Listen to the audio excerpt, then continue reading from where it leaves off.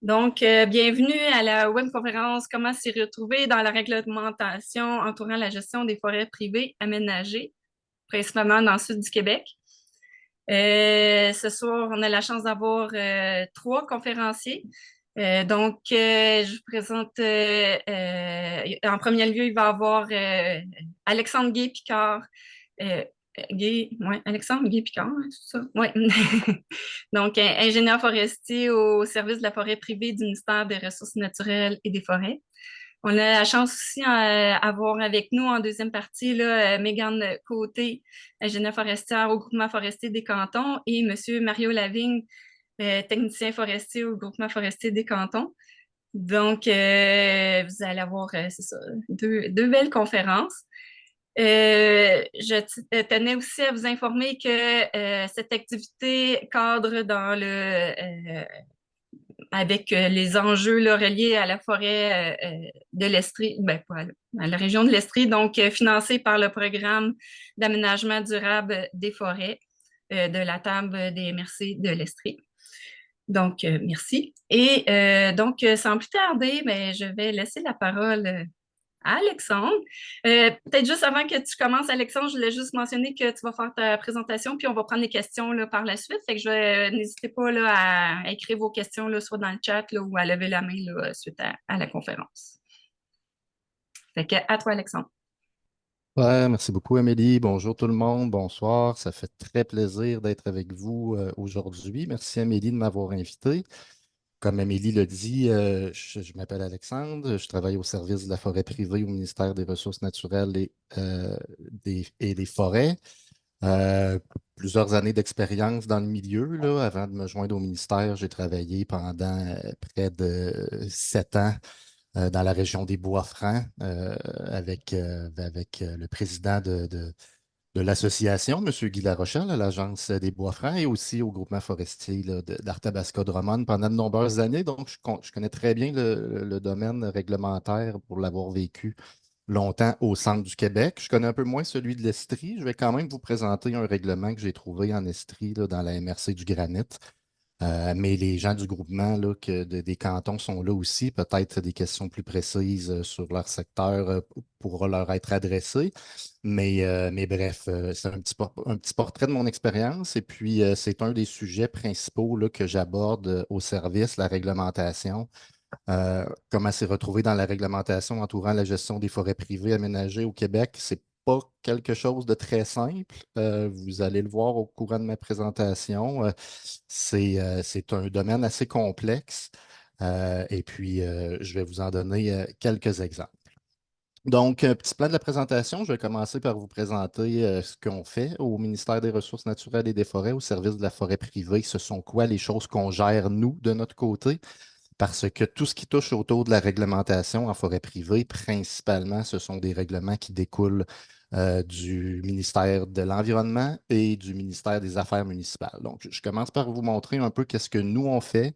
Je vais vous parler un peu, bien, évidemment, je suis obligé de vous parler du contexte municipal, là. C'est vraiment le plus grand aspect et le plus grand enjeu qui touche les propriétaires, c'est la réglementation municipale, mais il y a tout il y a aussi là, au-dessus de ça un contexte provincial, particulièrement là, les règlements du ministère de l'Environnement sur les milieux humides et hydriques, que je vais vous présenter aussi. Je vais faire un petit survol avec vous de ce que ça peut impliquer. Donc, ça, c'est pour le contexte légal et réglementaire. Je vous donne un petit exemple en Estrie. Comme je vous ai dit, je vais vous parler de la municipalité de Notre-Dame-des-Bois dans la MRC du Granit. Donc, je vais vous montrer à quoi peut ressembler un règlement d'application municipale, parce qu'il y a deux niveaux de règlement, là, les règlements municipaux et les règlements MRC. Donc, c'est deux choses à surveiller. Et je vous parle finalement des orientations gouvernementales en aménagement du territoire. C'est important de vous en parler parce que sont en cours de refonte et puis ces orientations-là là, influencent beaucoup comment que les règlements sur l'abattage d'arbres des municipalités vont évoluer au cours des prochaines années. Donc, c'est bon là, de vous faire un petit portrait de ça. Puis je finis avec une petite conclusion.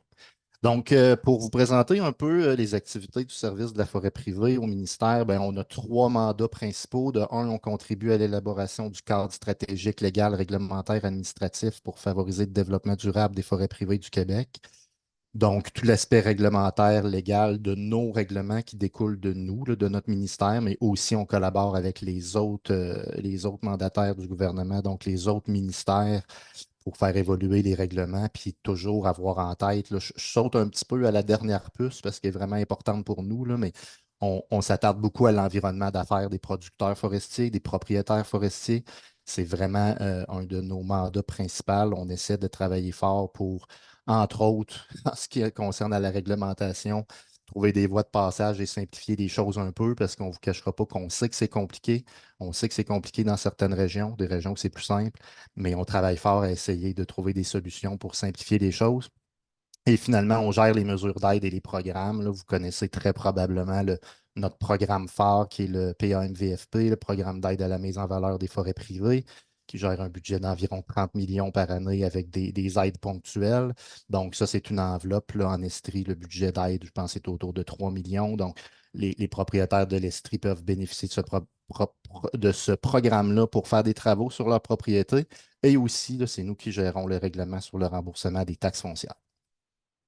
Donc, comme je vous l'ai dit, je vous dresse un petit portrait du contexte légal. Donc, la loi phare du ministère des Ressources naturelles et des Forêts pour ce qui a trait à la foresterie, c'est la loi sur l'aménagement durable du territoire forestier. Dans cette loi-là, je vous énumère quelques articles là, sans vraiment rentrer dans les détails, mais pour ceux que ça peut intéresser, là, les articles précis des lois du Québec, bon, ben, on gère les articles 130 à 161, donc on s'occupe de tout ce qui tourne autour de l'enregistrement des producteurs forestiers. Je vous rappelle que pour bénéficier de la plupart des programmes gouvernementaux d'aménagement de la forêt privée, le remboursement des taxes foncières, l'étalement du revenu, tout ce qui touche la financière agricole, tout ce qui touche pour les prêts, tout ce qui touche à la gestion des forêts privées, un propriétaire doit s'enregistrer auprès du ministère. Donc, on gère cet aspect-là. On gère également la notion de plan d'aménagement forestier parce que pour s'enregistrer, un propriétaire doit faire rédiger un plan d'aménagement forestier qui répond au règlement interne de l'agence et qui a été rédigé par un ingénieur forestier. On gère aussi le remboursement des taxes foncières et on gère tout ce qui a trait là, aux articles 132 à 161 qui a trait au travail des agences régionales de mise en valeur des forêts privées. Donc, tout ce qui a trait là, à la formation des agences, au règlement interne des agences, à la délégation de gestion du programme d'aide à la mise en valeur des forêts privées aux agences, la collaboration avec les agences et par le fait même avec les conseillers. Et aussi, là, ben, les agences là, doivent mettre en œuvre un plan de protection et de mise en valeur pour lequel on les accompagne, là, entre autres sur les calculs de possibilités forestières. Donc voilà pour un peu ce qui tourne autour du domaine réglementaire, légal que le ministère des Ressources naturelles et des Forêts gère. C'est des choses là, souvent qui sont gérées puis que votre conseiller forestier, là, si vous en avez un, vous accompagne évidemment. Donc, il y a plusieurs autres lois et règlements qui ont un impact sur les forêts privées. Je vous le disais d'entrée de jeu. Pour plus d'informations, là, moi, je vous présente un portrait général. Évidemment, c'est pas nous qui gérons ces lois-là et ces règlements-là. Donc, on connaît les aspects importants pour la forêt privée, mais ce ne sont pas nos règlements. Donc, on vous invite à communiquer là, avec le MELCC ou avec le MAMACH si vous avez plus de questions. Quand même, il y a une loi du ministère de l'Environnement qui est très importante pour la forêt privée, qui a évolué dans les dernières années, pour ceux qui se rappellent là, de l'ancienne loi sur la qualité de l'environnement et de l'article 22, là, principalement sur la gestion des milieux humides. Mais cette loi-là a beaucoup évolué dans les dernières années. Aujourd'hui, puis on a beaucoup contribué là, avec les fédérations sur le terrain aussi. Il y a eu un gros processus de co-création pour ces règlements-là. Donc, le règlement sur l'encadrement des activités en fonction de leur impact sur l'environnement, le RAFI, et le règlement sur les activités dans des milieux humides, hydriques ou sensibles, le RAMHHS, et également le règlement provisoire sur la gestion des inondations. Donc, c'est les trois règlements principaux qui découlent du ministère de l'Environnement qui impactent la forêt privée. J'ai pas mis de diapositive, là, mais je vous résume rapidement les différentes choses que ça peut impliquer pour un propriétaire forestier. Puis là, évidemment que la plupart des exemptions des choses qui découlent de ces règlements-là par rapport aux activités sylvicoles dans les milieux humides, je vous invite fortement à contacter là, un ingénieur forestier, votre conseiller forestier ou un professionnel de la forêt Si vous doutez ou si vous redoutez là, que vous avez des milieux humides sur votre terrain, c'est quand même un règlement assez complexe. Mais juste pour vous donner quelques exemples de comment que le RAFI fonctionne, le RAFI, c'est vraiment un règlement qui base les différentes exigences pour pouvoir agir dans les milieux humides en fonction de l'impact sur l'environnement. La foresterie a été jugée suite à des revues de littérature là, assez exhaustives de la part d'un professeur de l'Université Laval, de deux professeurs, là, messieurs Jutras et Plamondon, qui ont fait une revue de littérature assez exhaustive pour démontrer que la récolte de bois puis les impacts de la foresterie sur les milieux humides, les impacts étaient de négligeables à faibles. Certaines activités ont un impact modéré, certaines activités ont un impact plus fort, mais le RAFI est vraiment construit en fonction d'un impact négligeable, faible, modéré ou fort. Plusieurs activités d'aménagement forestier sont considérées d'impact négligeable ou faible. Par exemple, la récolte partielle de moins de 50 des arbres commerciaux, là, les arbres de 10 centimètres et plus. Donc, quand un propriétaire désire récolter moins de 50 des arbres sur son milieu humide, un milieu humide boisé, là, on s'entend, là, avec 25 d'arbres et plus sur pas les milieux ouverts, là, des milieux fermés, des milieux boisés, peut le faire. Et puis, c'est exempté de la réglementation. Ça, c'est au niveau provincial. Donc là, je vous donne des exemples au niveau provincial, là, mais il faut que je vous mette en garde que une fois qu'on a regardé ce qu'il y avait dans la réglementation provinciale sur les milieux humides, il faut aussi s'attarder à ce que la municipalité exige parce que la municipalité peut être plus sévère. La municipalité peut exiger des choses supplémentaires sur les milieux humides. Donc, c'est toujours très important. Je vais vous en parler un peu plus tard. Donc, c'est un exemple là, du type d'activités qui sont exemptées. Je peux vous donner un autre exemple là, d'un risque un petit peu plus élevé.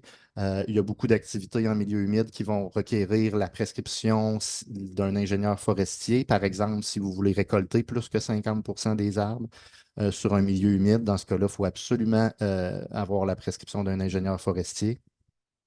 Et puis ensuite, il y a toute la construction de chemin. Quand on veut construire un chemin dans un milieu humide, ça prend le devis d'un ingénieur forestier.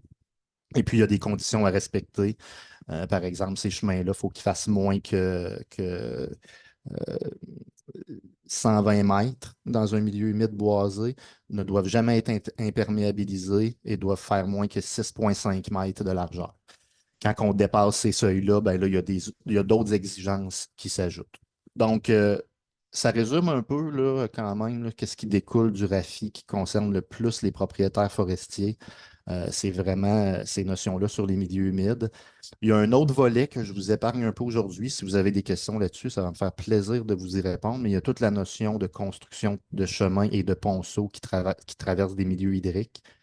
La loi est en train de changer, donc il y a vraiment là en ce moment, il y a un règlement provisoire, comme je vous montre dans ma diapositive, qui s'applique en ce moment, qui est d'application municipale. Donc, les municipalités doivent absolument demander un permis municipal.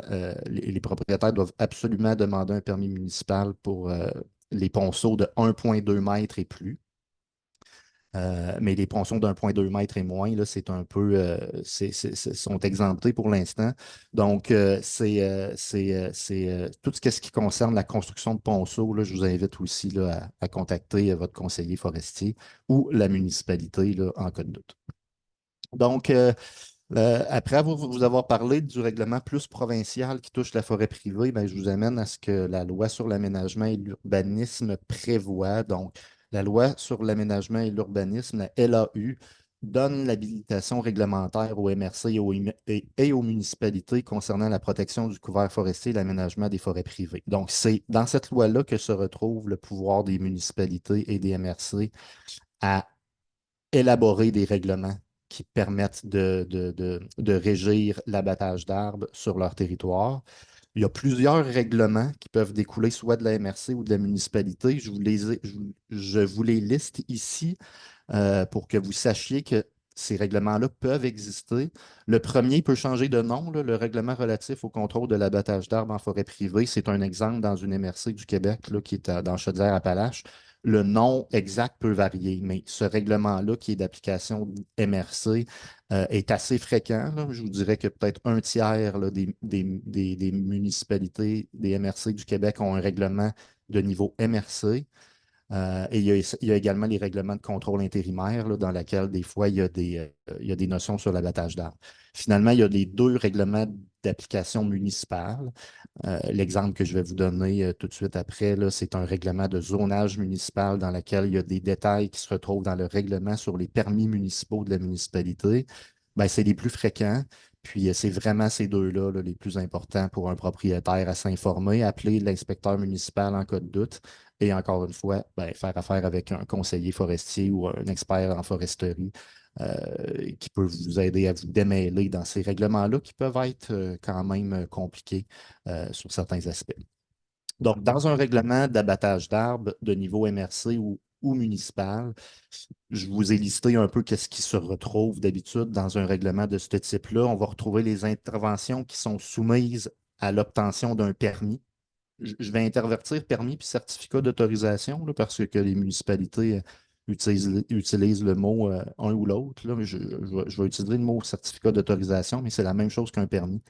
Donc, toutes les interventions qui sont soumises à l'obtention d'un certificat d'autorisation, les interventions qui ne sont pas soumises à un certificat d'autorisation, les zones boisées à conserver. Il y a souvent dans la réglementation municipale certains types de boisés ou certaines zones qui ont des particularités. Je vais vous en donner quelques exemples.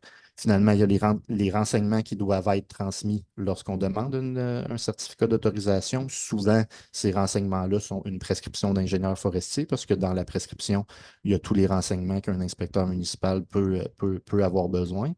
Et finalement, les amendes qui sont prévues s'il y avait, s'il y avait infraction commise face au règlement. Donc, je vous donne un petit exemple en Estrie, vous donner une idée de ce à quoi peut ressembler un règlement de zonage. Donc, je suis allé chercher, là, puis je me suis bien attaché avec l'inspecteur très sympathique de Notre-Dame-des-Bois cette semaine pour bien comprendre son règlement.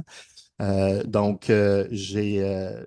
vous présente ce à quoi ça peut ressembler. Donc, ici, c'est la carte, là, c'est une annexe du plan de zonage de la municipalité de Notre-Dame-des-Bois qui vient parce que c'est vraiment c'est le pouvoir qu'une municipalité a, c'est de régir l'abattage d'arbres par zone. Donc, la municipalité, quand elle fait un règlement sur l'abattage d'arbres, elle va zoner son territoire de la façon que vous voyez un peu les petits carrés là, que vous voyez partout sur la carte. Donc, en vert foncé et en vert pâle, ce sont les zones agroforestières. En blanc, ce sont les zones rurales. En mauve, ce sont les zones de villes et villages. En rouge, orange, ce sont les zones récréatives et en jaune, là, en jaune moutarde, là, c'est une zone de conservation là, qui est dans ce cas-là, je pense, qui est à côté là, au parc du Mont-Mégantic. Donc, ça, c'est une carte à quoi ça peut ressembler. Je vous fais un petit zoom là, juste pour vous montrer certains zonages. Donc, vous voyez là, AFT 1.7, c'est un zonage agroforestier. Le RU, c'est le zonage rural récréatif conservation. Puis la raison pour laquelle je vous le montre, puis quand que je parle que ça peut être compliqué, un règlement municipal, c'est que les normes peuvent changer en fonction de dans quel carré vous vous trouvez, là. Donc, pour ce qui est du règlement de Notre-Dame-des-Bois, c'est assez simple. Tous les règlements, le règlement d'abattage d'arbres par rapport à ce qui est permis ou non avec un permis s'applique dans les secteurs agroforestiers et ruraux. Donc, quand vous vous retrouvez dans la carte dans un secteur agroforestier ou rural pour votre propriété, ce serait la même chose dans n'importe quelle autre municipalité qui a un règlement de zonage qui parle d'abattage d'arbres. Ben, si vous vous trouvez dans ce secteur-là, agroforestier ou rural, ben, les interventions qui ne nécessitent pas de permis, ce sont les interventions, puis ça, c'est spécifié dans le règlement sur les permis municipaux. Toutes les coupes d'arbres d'essence commerciale d'au plus 40 sur une superficie inférieure à 3 hectares. Donc, quand vous faites une opération forestière sur moins de 3 hectares, qui prélève moins de 40 du volume, puis là, c'est là que aussi, ça, c'est une spécificité qui est importante à faire la différence. Il y a des règlements qui vont parler en volume, il y a des règlements qui vont parler en surface terrière, il y a des règlements qui vont parler en nombre de tiges. Donc, ça, c'est une spécificité que pas mal juste le professionnel en foresterie est capable de mesurer précisément. Donc, c'est sûr que, encore une fois, c'est important, là, puis je pense que le groupement va bien vous faire valoir l'importance du travail du professionnel en foresterie là-dessus. Le conseiller forestier prend toute sa valeur là, pour s'assurer de bien respecter la réglementation parce qu'il peut y avoir des particularités euh, différentes là, d'une municipalité à l'autre et des façons de calculer là, est-ce qu'on respecte le règlement de différentes façons. Donc, ça, c'est pour ce qui ne nécessite pas de certificat d'autorisation. Puis vous comprendrez que tout ce qui est en haut de 3 hectares, ben, là, on doit demander un certificat d'autorisation. Ce sont sortis seulement dans les secteurs agroforestiers et rural parce que dans les autres zones, ce que j'ai compris du règlement, c'est que dans les zones surtout de villes et villages, si vous avez une propriété à cet endroit-là, peu importe la superficie de votre coupe, vous allez avoir besoin d'un permis. Donc, ce zonage-là est vraiment important. Comme je vous dis, il va faire varier les différentes exigences que la municipalité va avoir. Comme je vous disais tout à l'heure, dans un règlement municipal, il y a souvent aussi toutes les notions des boisés à conserver. Donc, dans Notre-Dame-des-Bois, j'en ai sorti quelques-uns, là. Il y en a un aspect que je ne vous parle pas. Ben, en tout cas, je n'en parle pas dans mes diapositives. Je vais vous en glisser un petit mot sur les milieux humides, là. Mais je n'avais pas trouvé l'information là, au moment où j'ai préparé la présentation. J'ai parlé à l'inspecteur, il m'a un peu clarifié comment ça fonctionne. Je vous en parlerai. Mais bref, les trois principales choses que je vous parle, puis je les ai mis là parce que dans la plupart pour connaître des règlements à grandeur du Québec, c'est pas mal les trois aspects fondamentaux qui reviennent tout le temps avec les milieux humides et avec des cas d'exception. Mais les trois là, zones à conserver les plus fréquentes dans un règlement municipal, ça va être la protection des boisés voisins, la protection des chemins publics, puis les pentes fortes. Donc, pour ce qui est de la protection des boisés voisins dans Notre-Dame-des-Bois, ben, dans le cas d'un déboisement visant à prélever plus de 40 de volume de bois dans une bande boisée de 20 mètres, euh, ben, on doit tout le temps préserver la bande boisée de 20 mètres. On peut pas faire de chemin non plus dans les limites d'une propriété voisine dans le 20 mètres. Et puis, pour pouvoir le faire, ben, il va falloir obtenir un certificat d'autorisation. À l'intérieur de la bande boisée, par contre, il est permis de prélever uniformément 30 du volume de bois par période de 10 ans. Donc, les bandes boisées, puis c'est le cas dans beaucoup de régions, là, il y a des régions que c'est 10 mètres, il y a des régions que c'est 30 mètres. La plupart des régions, je vous dirais 20 mètres, c'est assez classique, là.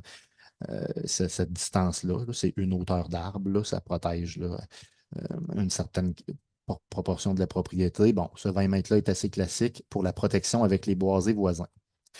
Ensuite de ça, la bordure des chemins publics. Donc, dans le cas de Notre-Dame-des-Bois, ben, il y a une bande boisée d'au moins 60 mètres qui doit être préservée. Et puis, encore une fois, le déboisement est permis sur 30 du volume par période de 10 ans dans cette boîte de 60 mètres-là. Et il y a des exceptions pour les coupes d'assainissement. Ben, les coupes d'assainissement, c'est pas mal 30 là, peut-être un petit peu plus, là, quand on peut justifier avec une prescription sylvicole pourquoi qu'on doit prélever plus du volume. Puis là, entre autres, une des exceptions pourrait être la maturité du peuplement. Donc, ça va prendre une prescription d'ingénieur forestier. Puis il y a une exception aussi pour construire son chemin d'accès, qui doit, donc, d'une largeur maximale, là, je ne me rappelle plus dans le règlement.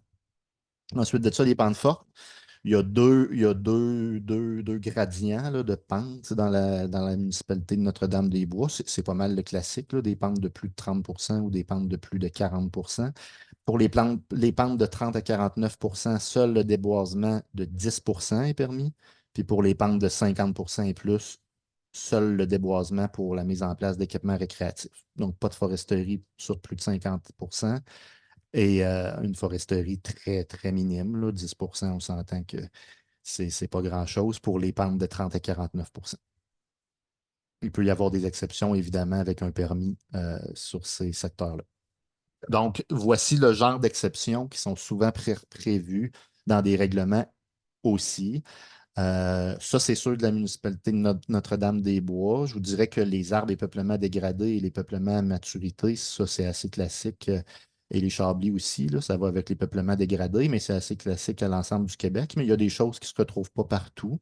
Euh, donc, voici des exemples pour Notre-Dame-des-Bois. Les arbres et les peuplements dégradés, les peuplements à maturité, c'est par exemple, là, ceux qui connaissent bien la foresterie, ben, les peuplements résineux âgés ou les peuplements de peupleraies d'un certain âge. Donc, les peuplements à maturité là, peuvent bénéficier d'exceptions pour des prélèvements plus grands. Les chablis, quand que c'est pour des fins agricoles, là, je ne rentre pas dans les détails de la mise de ce qui est permis pour faire des nouveaux champs. Là. Ça, c'est d'autres lois et règlements. Mais pour des fins agricoles, ça peut être permis. Pour des fins publiques, évidemment. Pour des coupes de conversion supervisées par un conseiller forestier. Pour des constructions de chemins ou pour les arbres de Noël. Donc, ça vous brosse un portrait, ça vous donne un exemple de ce à quoi peut ressembler un règlement municipal. Comme je vous disais, il y a deux niveaux de règlement au Québec quand on intervient en forêt privée. Il y a la réglementation provinciale, celle que je vous ai présentée, surtout concernant les milieux humides et hydriques. Et tout ce qui concerne là, la réglementation plus fine sur l'abattage d'arbres qui est permis, c'est vraiment quelque chose qui est d'application municipale et qui se retrouve dans le règlement soit d'une MRC ou d'une municipalité. Donc, un message là, important là, que j'ai à livrer là, pour les propriétaires, ben, c'est avant de faire une intervention, ben, contactez votre conseiller et puis aussi contacter l'inspecteur municipal. Parce que c'est vraiment lui là, qui a en main les règlements, qui connaît bien son règlement. Et le département d'environnement là, ou de travaux publics de la MRC aussi là, peut être une bonne source d'information. Donc, avant de conclure, je vais quand même vous donner un petit mot sur ce qui s'en vient au Québec dans la loi sur l'aménagement et l'urbanisme du ministère des Affaires municipales. Il y a un concept qui s'appelle les orientations gouvernementales en aménagement du territoire. C'est ce qu'on appelle les OGAT. Ces OGAT-là sont en vigueur depuis 1994. Ils sont en cours de révision. Et quand que les OGAT vont être mis en œuvre dans les prochaines années, les municipalités, les MRC du Québec vont devoir modifier leur schéma d'aménagement pour se conformer aux nouvelles OGAT. Et ça va venir créer des changements dans la réglementation municipale sur l'abattage d'arbres. Donc, je trouve ça important de le mentionner parce que, à la fois pour les professionnels, mais pour les propriétaires aussi, tenez-vous informés, restez actifs. Nous, c'est sûr que c'est des messages qu'on passe à toutes nos journées là, au monde municipal, l'importance d'aller consulter les gens sur le terrain, aller consulter les propriétaires, aller consulter les syndicats, aller consulter les agences pour être sûr de mettre en œuvre des schémas d'aménagement qui considèrent la réalité forestière régionale. Donc, comme je vous disais, ben, les OGAT, c'est ça. C'est les objectifs que poursuit le gouvernement en matière d'aménagement du territoire. Ça circonscrit les problématiques auxquelles les municipalités et les MRC sont confrontés. Puis ça constitue le véhicule des préoccupations du gouvernement en aménagement du territoire pour que les municipalités et les MRC tiennent compte des grands enjeux stratégiques là, du gouvernement. Donc, je vous présente notre attente à nous là, en forêt privée, là, qu'on travaille activement à rendre la plus efficace possible. Ben, on veut s'assurer que le monde municipal, quand il rédige un règlement sur l'abattage d'arbres, il favorise la mise en valeur des forêts privées de manière à contribuer au maintien des possibilités forestières et à l'aménagement durable de ces forêts. Donc, petite conclusion de ma présentation. Je l'ai dit de nombreuses fois, là, je le répète, il y a de nombreux intervenants. Je vous ai mentionné 3 ministères concernés par les différents règlements, mais évidemment, les plus importants pour vous, ce sont les MRC et les municipalités, là, dont les règlements vous concernent le plus directement. Dans le doute, contactez un conseiller forestier, un ingénieur de votre région. Une bonne source d'information, évidemment, aussi, ça va être l'Agence de mise en valeur de la forêt privée de l'Estrie, qui va pouvoir vous diriger là, vers les différents conseillers accrédités de la région. Et finalement, là, de vous rappeler que, puis peut-être que vous connaissez aussi une autre belle bébite qui s'appelle les plans régionaux des milieux humides et hydriques. Ce sont des plans que les MRC doivent déposer, sont en train de déposer, vont déposer bientôt et qui vont aussi entraîner des nouveaux changements là, sur l'aménagement de la mise en valeur de la forêt privée, entre autres considérant les milieux humides, parce que dans la plupart des plans, là, les règlements d'abattage d'arbres vont devoir être ajustés. Donc, restez à l'affût, puis ça m'a fait plaisir de. J'espère que c'était clair. Puis si vous avez des questions, ça me fait plaisir d'y prendre. Merci beaucoup, Alexandre. C'est pas évident, toutes ces couches-là de réglementation. Donc, on peut peut-être prendre les questions. Si vous avez des questions, n'hésitez pas à lever la main. En attendant qu'il y ait les gens qui se lancent, là, il y avait une personne là, qui mentionnait qu'il y avait une question pour ce qui est, je vais la lire pour que ça soit plus facile, là. Donc, pour ce qui est de la coupe dans les milieux humides de boisés, 25% de la superficie arborescente et plus, il est question d'un marécage. Fait que ça, c'était une question. Juste savoir si c'était si la superficie, dans le fond, qu'on est en lien avec un marécage, est-ce que j'en comprends? Ben, tu sais, il y a deux types de milieux humides boisés. Il y en a plus, là. Il y a des sous-groupes un peu à ces deux aspects-là, là. Mais les deux principaux milieux humides boisés, ce sont les marécages arborescents et les tourbières boisées. Donc, la définition là, plus technique d'un milieu humide boisé, c'est quand sur une superficie donnée, il y a plus que 25% de couverts arborescents. Dans ces cas-là, on va parler soit d'une tourbière boisée ou bien d'un marécage arborescent.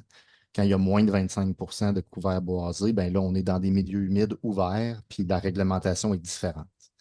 Euh,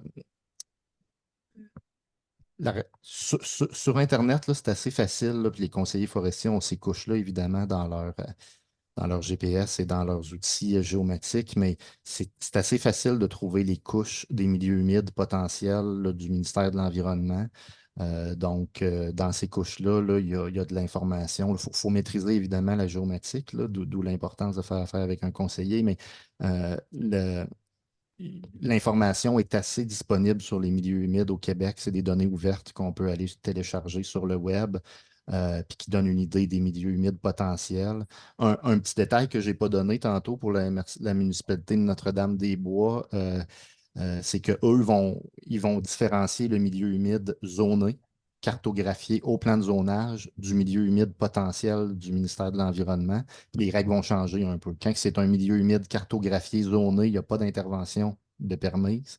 Mais quand c'est un milieu humide potentiel du ministère de l'Environnement qui est pas, disons, officialisé là, par des relevés techniques, euh, ça, ça- il y a possibilité d'intervenir quand même dans la municipalité. Fait qu'il y a plusieurs types de milieux humides, mais la principale différence, là, c'est vraiment quand on est en milieu humide boisé versus non boisé, que là, les règles sont différentes. Ça répond à ma question, merci. Donc, je ne vois pas d'autres mains levées. N'hésitez pas, c'est encore le temps. Sinon, il y aura toujours une période aussi à la fin là, pour répondre à vos questions si vous en avez entre-temps. Je laisse un petit 5 secondes encore, sinon on va passer en deuxième partie. Donc, ben, merci beaucoup, Alexandre, de ta présentation. Fait que, voilà, donc je vais laisser le temps à Mégane de prendre le contrôle, peut-être de l'écran.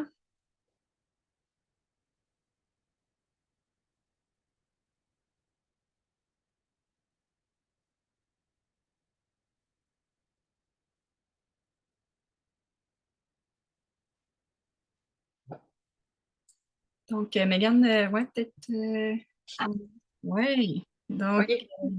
Parfait. Est-ce que la présentation est parfaite pour tout le monde? Ça se présente bien? OK.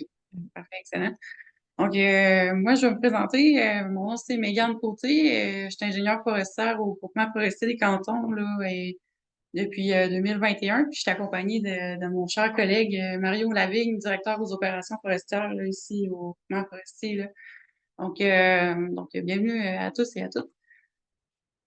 Euh, ça, c'est pour les présentations. Donc, nous, on est vraiment là pour vous parler du rôle de l'ingénieur forestier là, face justement au nivellement de réglementation là, qu'on a en forêt privée, là, le provinciaux, le régionaux, puis le municipaux.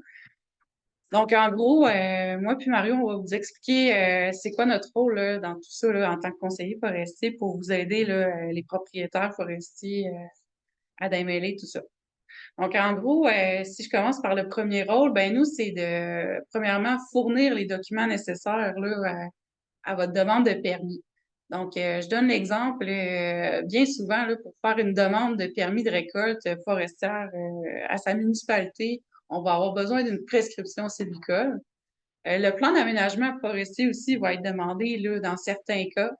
On va aussi demander, dans certains cas, là, un plan des aires d'empilement des bois, les sentiers de débardage prévus et aussi les chemins forestiers nécessaires là, à la récolte. Et j'ai ajouté la petite note, là, autres documents variant d'une municipalité à l'autre. En fait, comme Alexandre l'a bien décrit dans sa présentation, là, chaque municipalité a sa propre réglementation. Donc, on peut demander différents documents. Si je prends l'exemple du canton de Granby, eux autres vont demander une étude écologique carrément là, de toute la propriété avant d'émettre un permis. Donc, on a vraiment des extrêmes à l'autre, comme Alexandre a pu démontrer là, que la MRC, la municipalité de Notre-Dame-des-Bois, là, en fait, avait quand même des règlements assez souples vis-à-vis certaines en Montérégie là, qu'on peut faire face. Ensuite, un des grands rôles de l'ingénieur forestier, là, comme Alexandre l'a expliqué, là, c'est l'interprétation des règlements. Je vais laisser la parole à mon collègue Mario, là. Ben oui, c'est ça. Souvent, là, ça devient un peu étourdissant, là, parce que d'une municipalité à l'autre, là, ça peut être assez changeant. Là. Fait que juste, par exemple, les prélèvements. Fait que, il y a des municipalités, c'est des tiges commerciales, certaines, c'est des volumes, d'autres, c'est des surfaces terrières. Fait que ça vient là, un peu là, changer là, un peu la donne là, d'une municipalité à l'autre. Là. Parce que quand on parle de tiges commerciales, ben, ça peut représenter là, 30 des tiges commerciales jusqu'à 60 du volume. Fait que ça change beaucoup d'une municipalité à l'autre. Puis, qu'est-ce qui est considéré un arbre commercial aussi? Là? Certaines municipalités, ça peut être toutes les tiges, même non commerciales. Fait que c'est sûr que ça fait beaucoup d'interprétations là, selon chaque municipalité là, pour qu'est-ce qu'on peut faire ou non, là, puis les quantités de bois qui peuvent être récoltées là, sur votre propriété. Exactement. Donc, ici, je prends ma souris. On a aussi tout ce qui est la délimitation de milieux sensibles, les modalités d'intervention que ça va prendre l'ingénieur forestier pour les déterminer. En fait, comme Alexandre a pu mentionner dans sa présentation, nous, on a accès à des couches géomatiques de milieux sensibles, tant les milieux humides, hydriques et tout ce qui est espèces fauniques et floristiques à statut précaire. Donc, je vous donne l'exemple de l'ail des bois. L'ail des bois est une espèce floristique à statut, donc qui nécessite des modalités d'intervention seulement en hiver. Donc, la récolte forestière en présence d'ail des bois est seulement permise en hiver. Donc, c'est toutes des détails comme ça qui est important avant de se lancer dans sa récolte forestière là, sur sa propriété, qui sont importantes d'être identifiées dès le début. Là, un milieu humide, comme l'a dit Alexandre aussi, il y a différents types. Il y a les boisés et les ouverts qui ont différentes réglementations chacun. Ensuite, il y a les milieux hydriques, toutes les bandes riveraines qui diffèrent d'une municipalité à l'autre. Comme Alexandre l'a dit, il y en a que c'est 10 mètres, il y en a que c'est 20 mètres. Il y en a qu'on peut intervenir en milieu humide. Certaines municipalités, il y en a que il n'y a aucune intervention qui est permise et même qu'il y a une zone tampon à respecter avec le milieu humide. Donc, c'est tous des détails qui sont importants à planifier avant d'entreprendre ces travaux forestiers. Ensuite, c'est ça, on vous parle des formulaires de permis, les prescriptions, les plans d'aménagement qui sont nécessaires à vos demandes. Donc, je vais les décrire un peu. Ici, on a vraiment le formulaire de permis un peu typique là, qu'on peut retrouver, qu'on retrouve généralement sur les sites web là, des municipalités ou des MRC. Donc, on a vraiment l'identification de la propriété, quel est le type de travaux qui va être réalisé également. Qu'est-ce qui est important de mentionner ici, c'est vraiment l'exécutant des travaux qui doit remplir cette fiche. En fait, c'est vraiment le propriétaire également. Si je nous prends en exemple, nous, le groupement forestier, quand on remplit une demande de permis, on doit également avoir une procuration du propriétaire pour effectuer la complétion là, de ce formulaire-là. Mais en tant que tel, c'est vraiment le propriétaire de la propriété qui est concerné qui doit remplir cette demande-là. Donc, qui se retrouve, comme je vous dis, généralement sur les sites web où il faut contacter directement la municipalité pour acquérir là, ce formulaire. Donc, ça, c'est un exemple là, en Montérégie, le canton de Roxton. Ensuite, un plan d'aménagement forestier, je vous dirais, c'est pas dans tous les cas là, qu'on le demande, mais c'est la plupart, en fait, c'est dans la majorité des cas. Et comme Alexandre l'a pu le mentionner aussi, c'est le plan d'aménagement forestier qui sert à vous enregistrer en tant que producteur forestier. Donc, qui vous donne accès au programme d'aide de mise en valeur, puis aussi de remboursement des taxes. Donc, le plan d'aménagement forestier, concrètement, qu'est-ce que c'est? Là, c'est vraiment une cartographie de la propriété par peuplement. Puis, c'est une description des peuplements avec les données dendrométriques. Donc, on a le nom du peuplement. Est-ce que c'est une plantation? Est-ce que c'est naturel? Quelle est la densité, l'hauteur, l'âge? Et aussi, vous voyez les travaux qui sont suggérés. Donc, c'est ce que c'est un plan d'aménagement forestier. Ensuite, la prescription sylvicole, c'est là qu'on a vraiment, tu sais, c'est vraiment le document qui officialise un traitement là, sur une superficie donnée qui est signé par l'ingénieur. Donc, on a toutes les modalités d'intervention, là. Donc, on a l'identification du propriétaire. Ensuite, on a les données dendrométriques qui sont énumérées. Quel prélèvement va être prescrit, puis quelles essences vont être priorisées lors du traitement, lors de la récolte. Donc ensuite, on a aussi, ici, on a une présence d'éléments de biodiversité. Donc, est-ce que j'ai de l'air des bois présente sur cette superficie-là? Puis, si j'en avais eu, quelles auraient été mes modalités d'intervention et bandes de protection à conserver également? Donc, ça fait un peu suite, là. Je vais laisser la parole à mon collègue Mario concernant les bandes de protection à prévoir là, lorsqu'on fait des récoltes forestières sur sa propriété. Ben c'est ça, les bandes de protection, ça dépend des municipalités, mais c'est presque toujours, là, il y a des bandes de protection. C'est très, très rare qu'on n'en verra pas. Dans certaines municipalités, ben, il faut que ça soit rubané, identifié. Puis s'il y a des arbres à couper, il faut qu'il y ait un martelage là, des arbres là, à récolter dans les bandes riveraines, surtout les bandes riveraines. Puis il y a d'autres municipalités, même on peut, pour couper dans la bande, il faut faire une entente avec le voisin. Il y a un document à faire signer à votre voisin si vous voulez couper dans la bande là, dans la limite là, de votre propriété. Mais c'est encore du cas par cas, pour chaque municipalité. C'est pour ça que c'est très important là, de s'informer là, comme il faut avant d'intervenir dans les bandes, surtout dans les bandes riveraines. Là, c'est là principalement là, qu'il y a la réglementation là, qui est assez importante là, à respecter.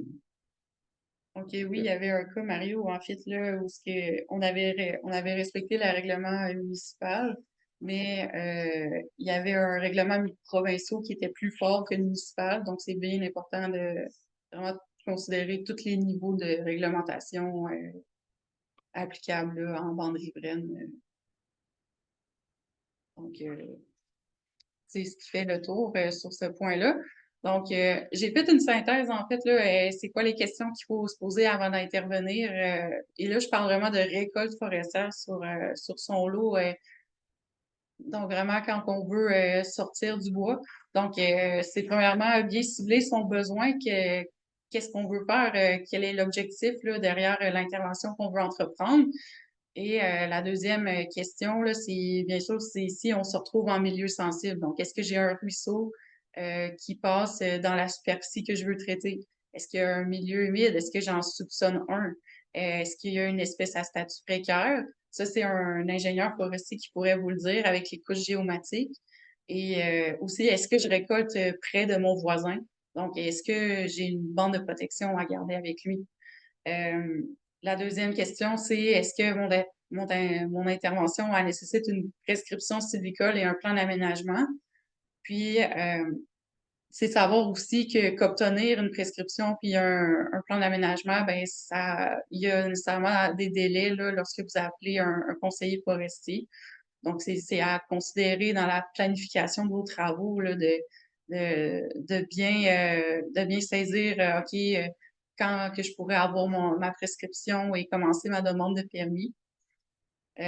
Donc, c'est vraiment important d'appeler son conseiller forestier pour répondre à ces questions-là. Aussi, la deuxième question, la troisième, en fait, c'est vraiment, c'est quoi les règlements de municipalité? Et ça, je vous dirais, la meilleure façon, c'est vraiment d'appeler à sa municipalité directement, prendre contact avec l'inspecteur, aussi de prendre connaissance de ceux de la MRC et d'être en bonne connaissance aussi de ceux qui sont provinciaux, donc ceux touchant les ministères là, énumérés par Alexandre précédemment. Il faut aussi se poser la question si on va mettre le bois en marché. En fait, c'est de se poser la question aussi, est-ce que mon certificat de producteur forestier est toujours valide? Donc, c'est ultra important si on veut vendre dans les usines ici, il faut avoir son certificat de producteur. Aussi, où est-ce que je peux empiler mon bois? Certaines municipalités ou zonages empêchent là, l'empilement du bois sur le bord du chemin. Donc, est-ce que je dois construire un aire d'empilement à l'intérieur de ma terre? Ou également aussi, est-ce que je suis dans une zone où l'empilement est interdit là, en étant en zone soit pittoresque ou ça, c'est tout en vertu du zonage. Aussi, c'est de savoir si les diamètres et longueurs sont respectés là, lors de ma récolte de bois là, pour le preneur. Et aussi, s'il faut faire un chemin forestier, entreprendre des infrastructures de voirie, ben qu'est-ce que je peux faire là, en tant que tel? Est-ce que je peux me relier au chemin public? Puis comment je dois le faire? Donc, en gros, c'est aussi de se poser la question, est-ce que j'ai mon permis de récolte forestière, mais aussi est-ce que j'ai mes permis concernant ma voirie? Donc, c'est ultra important de considérer ces deux éléments-là. Puis aussi, troisième élément, c'est quels sont les délais de traitement pour ces permis. Il y a des municipalités qu'on peut recevoir le permis en quelques jours, comme il y a des municipalités qu'on peut le recevoir en quelques mois. Donc, ça, c'est très important à considérer dans sa planification d'intervention forestière. C'est les délais de traitement des permis.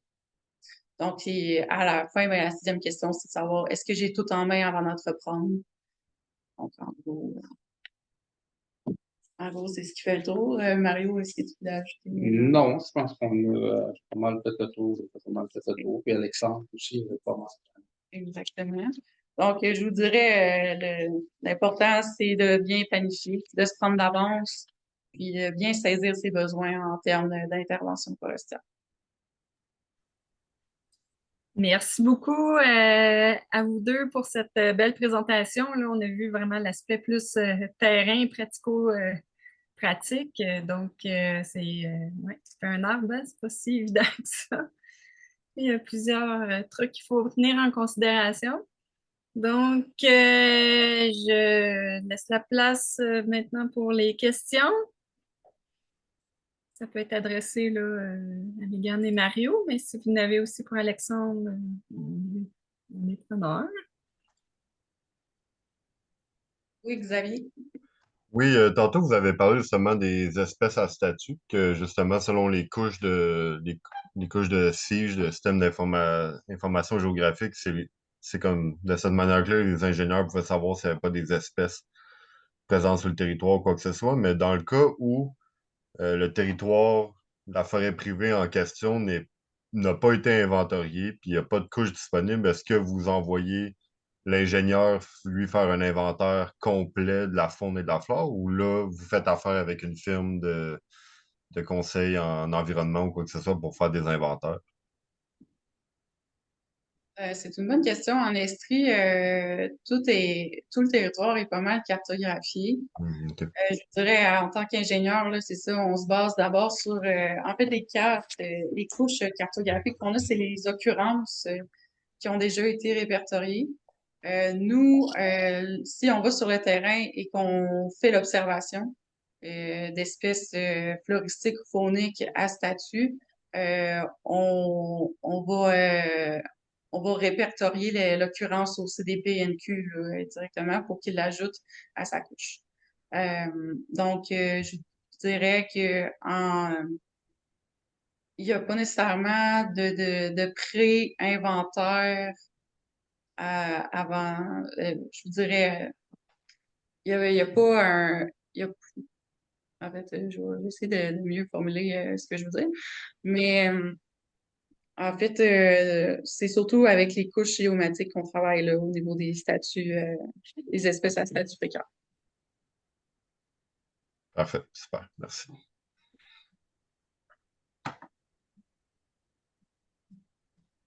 Est-ce qu'il y avait d'autres questions? Moi, j'en ai une autre s'il n'y a pas quelqu'un qui en a une autre, évidemment. Je ne veux pas prendre la parole pour tout le monde. Moi, je vais en avoir une. C'est Florent Boivin après votre intervention. OK. Je me demandais en fait juste, c'est peut-être plus une question pour M. Picard. Qu'est-ce qui fait en sorte que les municipalités ont autant de pouvoir de normer le type de couple, le pourcentage de volume, etc., tandis que, on va dire, la municipalité, la MRC, juste à côté, qui est voisine, elle a des règles complètement différentes. Ça devrait pas, je sais pas, vite de même, j'ai comme l'impression que ça devrait être uniformisé étant donné que c'est tous des territoires voisins. Alors, juste rapidement, pourquoi est-ce que les municipalités ont autant de pouvoir à ériger des normes si différentes d'une à l'autre, tandis que techniquement, c'est selon moi plus le ministère de l'Environnement, des Ressources naturelles qui devrait établir des normes établies. Et puis évidemment, je comprends les municipalités peuvent établir quelques petits règlements par-ci par-là, mais pourquoi est-ce qu'il y a autant de leverage, là, pardon l'anglicisme? C'est une très, très bonne question, Xavier. Je, je vais prendre un petit détour pour y répondre, puis j'ai pas toutes les parties de la réponse parce que sache que tu n'es pas le premier à poser la question et sache que c'est une discussion qu'on a souvent à beaucoup de niveaux. De notre côté, au ministère des Ressources naturelles, Forêt, service de la forêt privée, on pense que justement les règlements au niveau des MRC souvent sont un petit peu plus faciles à gérer parce que justement, ils traitent de plus grands territoires. Plus l'échelle est grande, puis plus, comme tu dis, là, la prévisibilité puis l'uniformité. On le sait que c'est important pour les entrepreneurs forestiers, on le sait que c'est important pour les conseillers, on le sait que c'est important pour les propriétaires, puis on y travaille. Pourquoi que c'est comme ça au Québec? Je dirais que si on tourne beaucoup en arrière, là, avant, les municipalités avaient la possibilité de gérer là, par leur zonage de différentes utilisations de terrain, mais c'est vraiment dans les années 90 que, dans le temps que les municipalités constataient des déboisements abusifs. Il y avait des déboisements assez abusifs dans le passé, dans certaines régions, qui suscitaient des réactions des citoyens, des réactions du monde municipal. Puis la LAU a été modifiée à ce moment-là pour permettre cette façon de faire-là, de gérer les règlements au niveau des municipalités.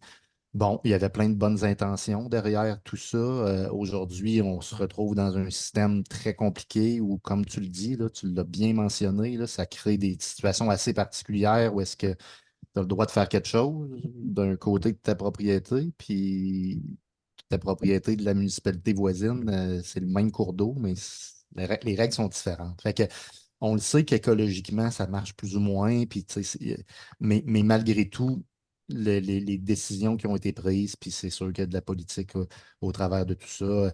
Ce qui est décidé, c'est quand même de donner la possibilité au monde municipal de considérer les particularités locales. Puis, tu sais, ça a des bons côtés, puis il y a une certaine logique aussi à ça, là, donner le pouvoir aux citoyens puis aux élus municipaux d'influencer le développement de l'aménagement de leur territoire là, en ce qui a trait à la forêt. Mais donc, bref, c'est pas facile à répondre à ta question. Pourquoi c'est comme ça?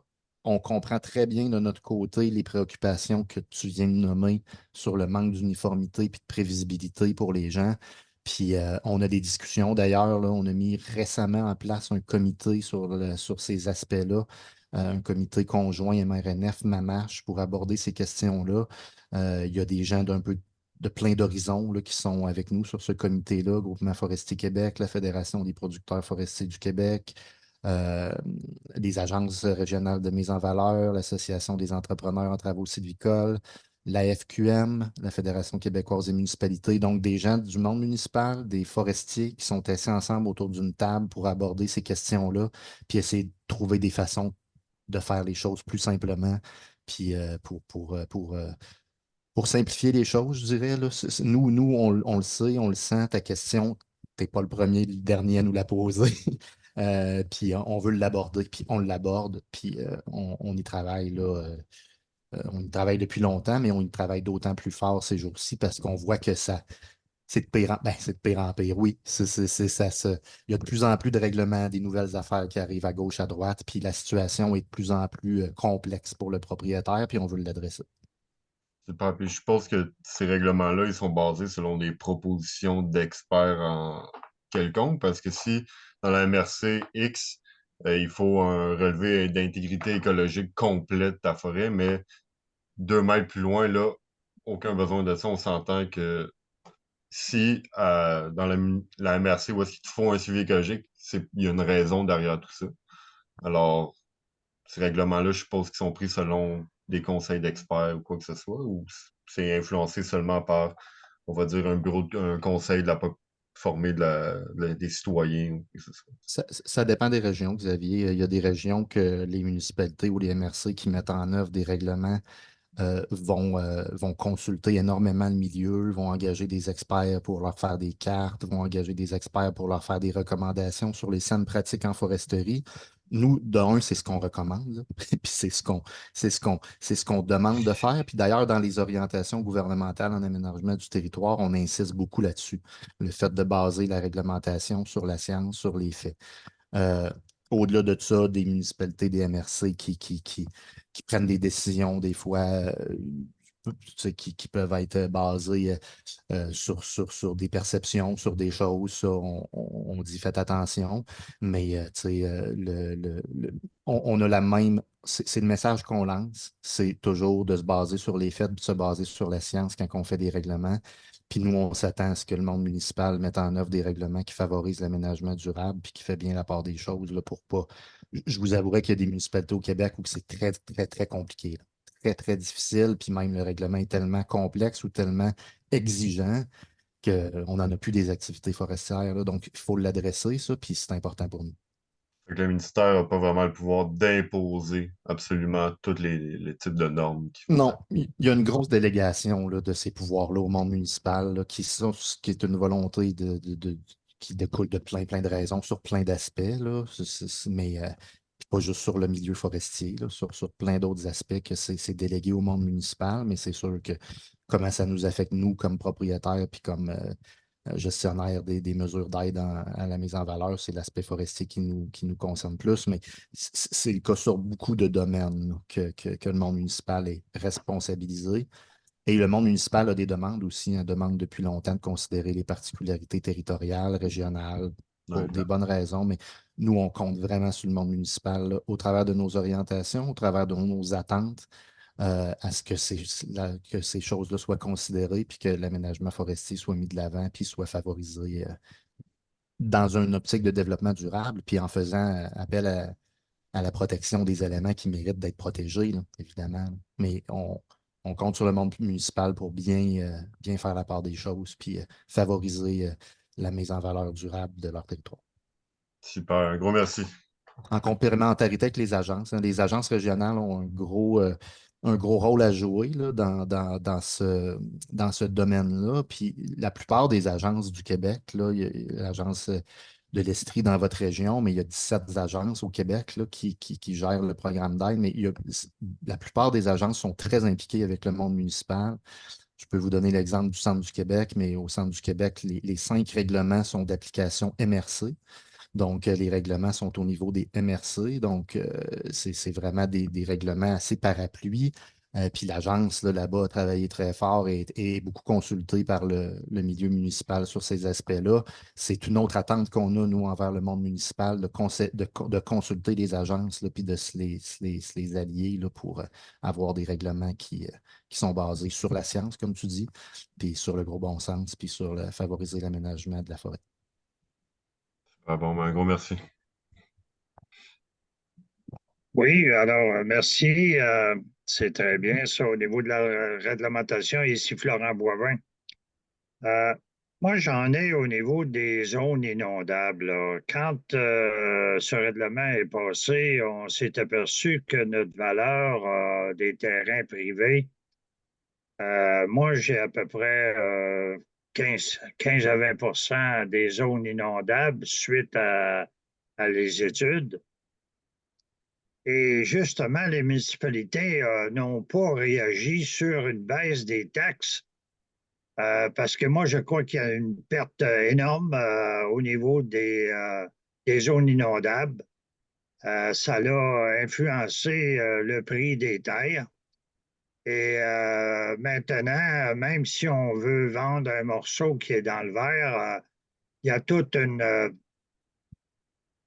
on dirait une injustice au niveau des taxes.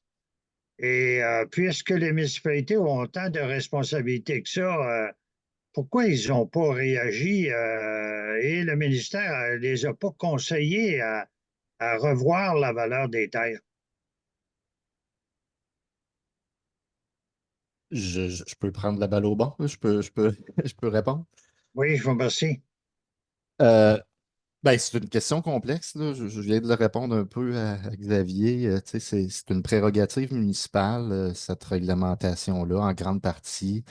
Euh, le, c'est un argument qu'on entend souvent, puis on en est pleinement conscient. Puis nous, on fait part là, de cet élément-là, beaucoup au monde municipal, puis au ministère de l'Environnement par rapport à la réglementation, puis au nouveau règlement. Quand il y a eu le processus de co-création, cet aspect-là était abordé. C'est difficile d'y pallier autrement de demander à la municipalité de réduire les taxes quand ils mettent en place des réglementations tellement contraignantes que ça fait baisser la valeur des terres. Nous, on pense que dans le cadre du règlement d'application provinciale, le règlement, le RAFI que je vous ai présenté tantôt, qui met en place les normes provinciales sur. Puis quand vous parlez de zone inondable, vous devez parler de milieu humide, là. C'est probablement Oui, ça que vous parlez, parce qu'il y a une tout à différence fait. il y a une différence entre un milieu humide et une zone inondable. Puis Tout là, ce qu'on ne peut pas produire, là. ouais, mais Tout ce qu'on ne peut pas produire. je vous épargne la différence, mais bref, vous parlez de milieu humide, là. Mais le, dans le cadre du règlement provincial, il y a suffisamment de latitude, on pense, dans le processus de co-création qu'il y a eu pour que une municipalité qui décide de se conformer au cadre provincial, parce que tantôt Mégane l'a abordé, ou je ne me rappelle plus, c'est M. Lavigne, mais une municipalité ne doit absolument avoir un règlement qui concorde avec le règlement provincial. Elle ne peut pas être moins sévère. Elle peut être plus sévère. Donc, le règlement provincial, c'est vraiment le plancher, là. On peut pas aller plus bas que ça. Donc, nous, ce qu'on pense, c'est que quand une municipalité, malgré, tu sais, euh, fait en sorte de mettre en œuvre la réglementation provinciale, ça ne devrait pas avoir un gros impact sur la valeur des terres parce que le propriétaire peut continuer de faire la plupart de ses activités. Évidemment, il y a l'effet indirect là, sur le fait d'avoir un milieu humide chez nous, puis comment qu'un propriétaire peut être prêt à payer pour cette terre-là, mais en termes d'être empêché de faire des activités, du moins forestières, là, euh, la réglementation provinciale est assez flexible. Si je ne me trompe pas, et je ne veux pas me mettre le pied dans la bouche ce soir, mais je crois avoir compris parce que j'ai assisté à l'Assemblée nationale, il y a eu un projet de loi au mois de décembre. Je pense que le monde municipal maintenant a un outil pour réduire le taux de taxation des milieux humides, chose qui était peut-être moins évident avant. Donc, je ne veux pas, là, je le cherchais un peu dans le règlement, là, mais je me rappelle d'avoir entendu cet aspect-là.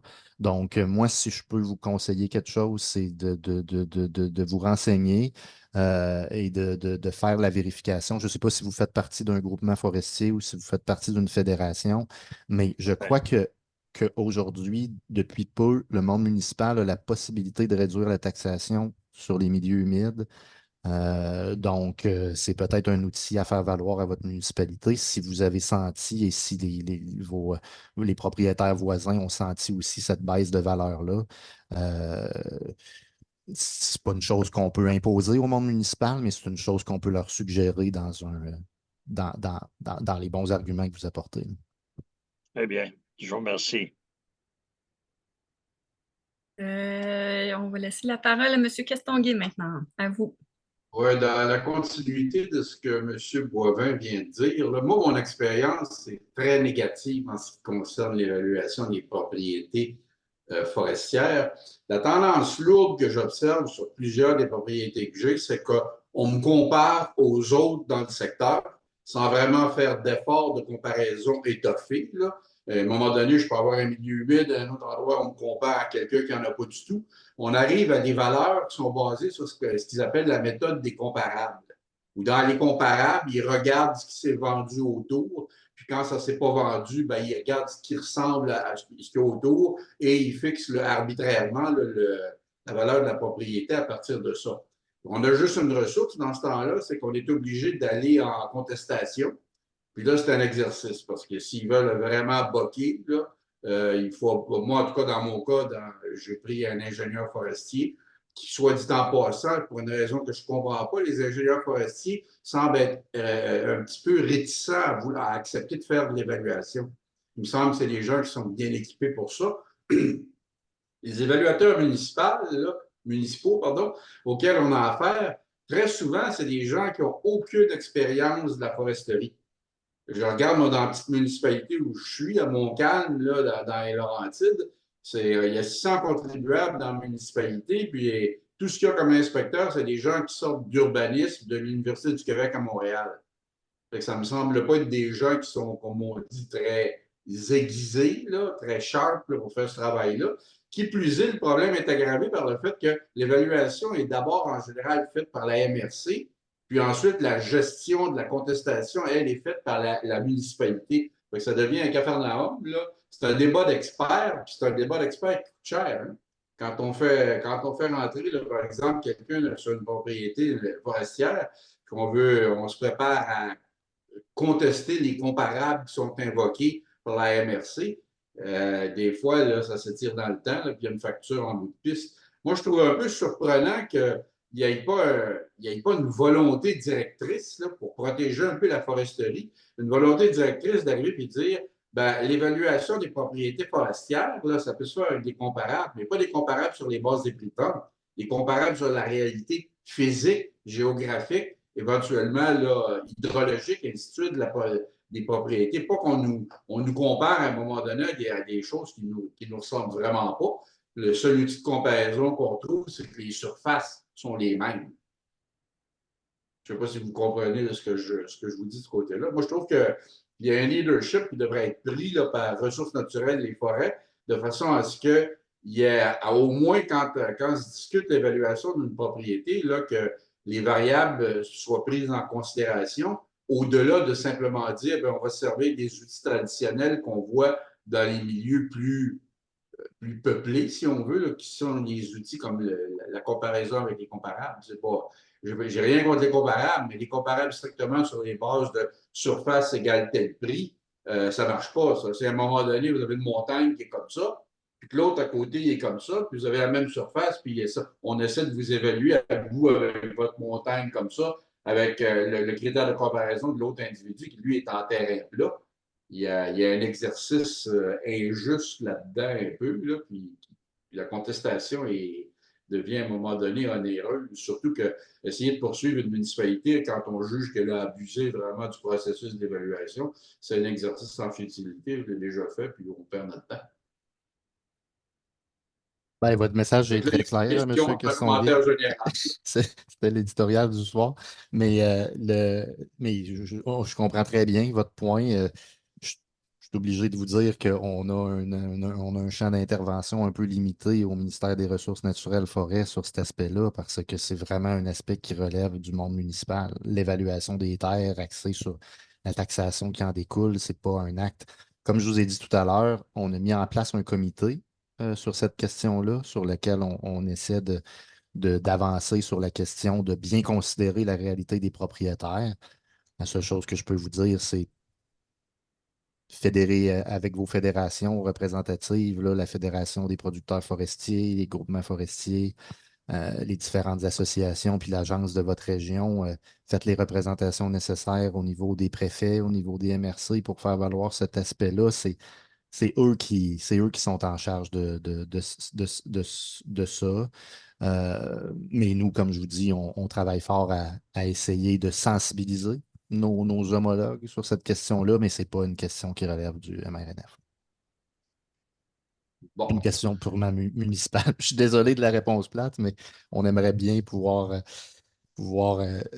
aller plus loin sur ces aspects-là, là, en fonction des différentes orientations qu'on a. Comme je vous dis, là, nous, on est très conscients là, de cette réalité-là, là, puis on essaie de faire les représentations, mais on est plusieurs. merci. On pourrait laisser la parole maintenant à Olivier Besner. Oui, bonjour. Ma question serait pour Alexandre. Euh, une question par rapport au milieu humide. Donc, les règlements provinciaux se basent sur une définition de milieu humide et non une cartographie. Il y a Canard Unité qui est une cartographie là, de milieu humide potentiel qui n'a pas de valeur légale.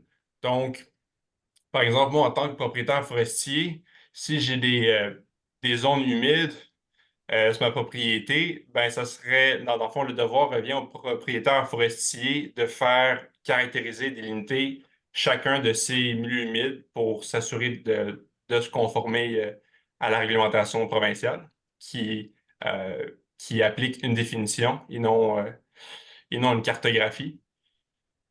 C'est effectivement la responsabilité surtout quand si un ingénieur forestier est impliqué, tu sais, ou un biologiste, de s'assurer de ça. Euh, Tu sais, la définition d'un milieu humide, là, dans le guide de délimitation des milieux humides, c'est quand même pour être cartographié un milieu humide, il faut avoir une nappe phréatique à moins de 40 centimètres, il faut avoir la présence de plantes indicatrices de milieu humide. C'est quand même quelque chose que le forestier est assez apte à constater sur le terrain. En Estrie, c'est un terrain très, très vallonneux, donc les milieux humides sont moins fréquents que dans les basses terres du Saint-Laurent. Euh, mais, euh, mais effectivement, c'est la responsabilité du propriétaire puis de l'ingénieur forestier qui fait les travaux de s'assurer qu'il n'est pas en milieu humide. La cartographie est évidemment un outil extrêmement important parce que ça l'indique souvent, puis tu sais, pour l'avoir vécu longtemps, la carte de canard illimité, c'est pas une panacée, c'est pas la vérité absolue, mais c'est quand même un bon indicateur quand tu te retrouves en milieu humide. Puis la plupart des opérateurs de machinerie aujourd'hui, tu sais, c'est quand même des machineries qui ont un certain poids. Les conseillers forestiers, les milieux humides, là, tu sais, on essaie quand même de les éviter. Dans un certain, moi en tout cas, j'ai pas, c'est pas c'est pas les milieux favoris du forestier là, d'aller s'installer à faire des roulières, tu sais, à certains moments de l'année. Donc, juste de base, un forestier essaie d'éviter ce milieu-là. Bon, il y a les règlements permettent une certaine récolte, donc il faut en être conscient, mais c'est comme tu dis, là, c'est vraiment la responsabilité du propriétaire et de l'ingénieur de s'en assurer. Euh, voilà. Ben, ce qui peut s'avérer un peu complexe, c'est tu sais, caractériser un milieu humide, ça se fait en période estivale. Donc, tu sais, plus de la moitié de l'année, il n'y a pas, il y a pas moyen de délimiter avec précision un milieu humide. Donc, ma question, c'est un propriétaire qui fait une demande d'abattage d'arbres fin d'automne pour des travaux l'hiver, eh bien, il va devoir attendre le printemps pour faire délimiter euh, son terrain avant de procéder. Donc, je vois ça vraiment comme un frein, puis je comprends C'est que c'est sûr. difficile de faire une cartographie à l'échelle du Québec, c'est sûr, mais pour le propriétaire, je trouve que ça complexifie quand même là, passablement là, la planification forestière. C'est sûr. Il y a une chose qu'il ne faut pas oublier aussi quand même dans le parapluie de la réglementation provinciale, c'est que la plupart des activités sont exemptées pour pouvoir intervenir, là. Les prélèvements de moins de 50 puis les prélèvements plus forts peuvent être exemptés avec une prescription d'ingénieur forestier. Puis il y a une norme extrêmement importante dans le règlement sur l'aménagement des milieux, sur les activités dans les milieux humides, hydriques et sensibles. Puis l'élément fort du règlement sur la protection des milieux humides, c'est qu'on n'a pas le droit de faire des ornières sur plus de 25 d'un milieu humide. Donc, un propriétaire qui y interviendrait dans un milieu humide en hiver, sans savoir nécessairement il est dans un milieu humide ou non, mais qui respecte tout le cahier de charge qu'impose le fait d'intervenir dans un milieu humide et il ne créerait pas de préjudice à l'environnement, n'aura pas à cartographier son milieu humide en pleine saison d'hiver parce qu'il va s'assurer de respecter les différents éléments du règlement qui sont d'importance, dont le principal étant de ne pas modifier le drainage et de ne pas créer des ornières.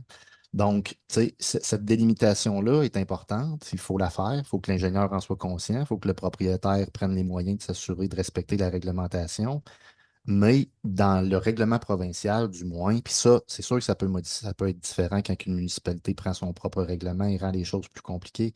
Mais, mais pour ce qui est de la réglementation provinciale, il y a cet aspect-là là, qui fait en sorte que si on respecte les différents paramètres des deux règlements pour les interventions dans les milieux humides, ben, on peut y intervenir, là, peu importe la saison, sans en faire une délimitation exhaustive. Parfait.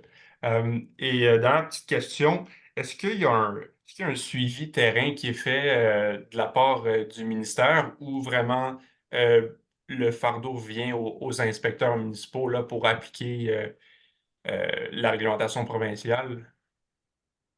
Est-ce qu'on Ben, la devrait réglementation. s'attendre à recevoir la visite d'un inspecteur du ministère, par exemple? Oui, la réglementation provinciale est vraiment sous le chapeau du ministère de l'Environnement pour ce qui est de la réglementation provinciale. Puis d'ailleurs, là, tu sais, je le répète encore, mais il faut que je le répète, je réponds à vos questions un peu sur les milieux humides, mais tu sais, c'est vraiment le ministère de l'Environnement qu'il faut contacter. Si vous avez des questions plus précises, là, j'essaie d'y répondre ce soir, mais tu sais, je pourrais me tromper, puis c'est vraiment au ministère de l'Environnement qu'il faut s'adresser si vous avez des questions plus précises sur le règlement. Mais pour ceux qui appliquent, le règlement RAFI et RAMHHS, ça, ce n'est pas les municipalités, c'est le ministère de l'Environnement. Donc, c'est à eux là, qu'il faut poser des questions, puis c'est eux qui sont aptes à donner des contraventions dans le cas où il y aurait une infraction là, à la réglementation provinciale. Super. Merci beaucoup d'avoir répondu à mes questions, puis merci pour la présentation aussi. Ça a été super clair, fort apprécié. Si. Merci. Est-ce qu'il y a d'autres questions? C'est encore le temps. Je ne vois pas le main levée, mais vous pouvez y aller. Je vous laisse. Mario va ajouter quelques précisions. Je veux juste revenir, là, je vais pas éterniser ça, mais sur tu sais, le RAFI, là, si on parle gros du règlement, là, ce qui est un peu malheureux là-dedans, là, ce règlement-là, ça a pris beaucoup de temps. Tu sais, je pense que pendant 10 ans, ils en ont parlé. Les principales spécialistes au Québec en milieu humide se sont prononcés que vous pouvez couper 50 des tiges dans un milieu humide sans vraiment avoir d'impact dessus. Puis on se ramasse que beaucoup de municipalités sont en train d'interdire même la coupe dans les milieux humides. Là. Fait que, tu sais, je veux dire, c'est bien beau qu'on parle du RAFI, là, mais en Estrie, là, on est complètement sur une autre planète. Là, tu sais, je veux dire, c'est soit 30 des tiges ou pas du tout. Fait que, je trouve ça un peu utopique qu'une municipalité peut, sur je ne sais pas quelle base, décider qu'on ne peut plus faire de coupe dans un milieu humide, alors que le règlement provincial qui a été étudié par beaucoup de gens pendant de nombreuses années dit que oui, puis ça n'a pas d'impact sur le milieu humide. C'est un peu malheureux là, qu'on en soit rendu là en Estrie, là, je pense. C'est à mon point. Bon, en complément, j'aime ça que vous dites ça parce que vous savez que c'est comme une maladie, ça. Il n'y a pas de vaccin, hein? C'est qu'on veut tout conserver, mais c'est pas la propriété. Alors, quand c'est pas notre propriété, c'est sûr qu'on veut tout conserver. Alors, notre valeur est disparue, là. Il y a un autre règlement là, que j'aimerais. Moi, j'ai voulu vendre un terrain forestier vert. Puis il est arrivé un article, je pense que c'est 61, là, de 2011.